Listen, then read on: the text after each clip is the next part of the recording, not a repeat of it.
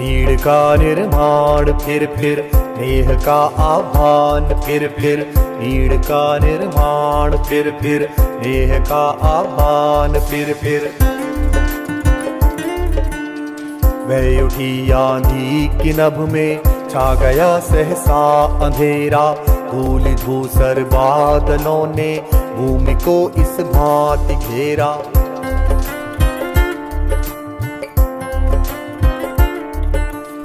रात सा दिन हो गया फिर रात आई और काली, लग रहा था अब न होगा इस निशा का फिर सवेरा। रात के उत्पात भय से भीत जन जन भीत कण कण, रात के उत्पात भय से भीत जन जन भीत कण कण, किंतु प्राची से उषा की मोहिनी मुस्कान फिर नीड़ का निर्माण फिर नेह का आह्वान फिर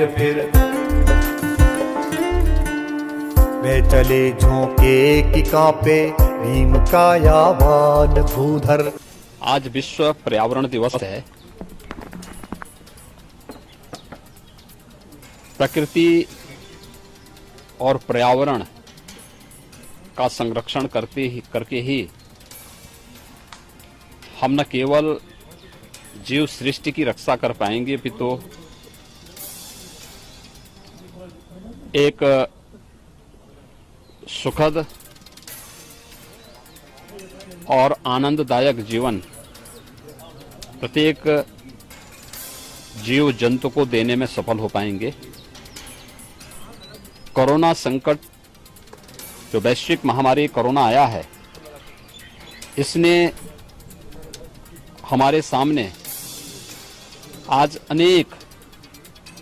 ऐसी परिस्थितियां दी हैं और सोचने के लिए प्रत्येक नागरिक को मजबूर किया है कि प्रकृति के साथ खिलवाड़ करके हम पर्यावरण को जितनी क्षति पहुंचाएंगे उसकी कीमत हमें चुकानी पड़ेगी। विश्व पर्यावरण दिवस के अवसर पर हम अपने पर्यावरण की रक्षा करके प्रकृति के साथ कैसे समन्वय स्थापित कर सकते हैं, इसकी एक नई प्रेरणा ले सकते हैं। उत्तर प्रदेश में हमारी सरकार ने निर्णय लिया है,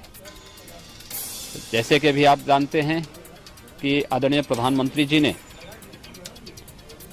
कोरोना संकट से उभरने के लिए पीएम पैकेज की घोषणा की है और पीएम पैकेज के माध्यम से लोगों के जीवन में खुशहाली लाने के लिए अनेक प्रकार के प्रावधान किए हैं। उत्तर प्रदेश के अंदर जैविक खेती को हम कैसे आगे बढ़ा सकते हैं, इस पर हमारी कार्य योजना बनकर के तैयार है। नमामि गंगे परियोजना के माध्यम से गंगा की अविरलता और निर्मलता के लिए जो कार्य विगत 5 वर्षों के दौरान हुआ है, आज उसके परिणाम हम सबके सामने देखने को मिल रहे हैं। इसके साथ ही गंगा के तटवर्ती क्षेत्र में व्यापक वृक्षारोपण के एक बृहद अभियान को हाथ में लेकर के जो किसान गंगा के तटवर्ती क्षेत्रों में फलदार वृक्ष अपने खेत के मेड़ पे लगाएगा, उसे निःशुल्क पौधा उपलब्ध कराने, जो अपने पूरे खेत में फलदार वृक्ष लगाएगा, कोई केमिकल फर्टिलाइजर और पेस्टिसाइड उपयोग नहीं करेगा, उसे प्रतिवर्ष महीने के हिसाब से कुछ सब्सिडी शासन स्तर पर एकड़ के हिसाब से देने की व्यवस्था के साथ ही हम लोगों ने लक्ष्य रखा है कि पूरे प्रदेश में इस पूरे सीजन में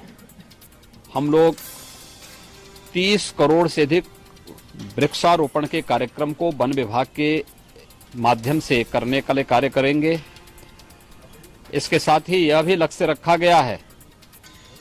कि वन महोत्सव का कार्यक्रम 1 जुलाई से लेकर 7 जुलाई के बीच में होगा। किसी एक तिथि को वन विभाग के साथ सभी विभागों की बैठक एक बार हो चुकी है, मैंने एक बार बैठक ले ली है, हमारे वन मंत्री जी इसकी बैठक निरंतर ले रहे हैं और हमारा प्रयास है कि एक ही दिन में फलदार, छायादार, इमारती लकड़ियों से संबंधित जो वृक्ष होंगे, ऐसे सभी वृक्षों को लगा करके हम लोग एक ही दिन में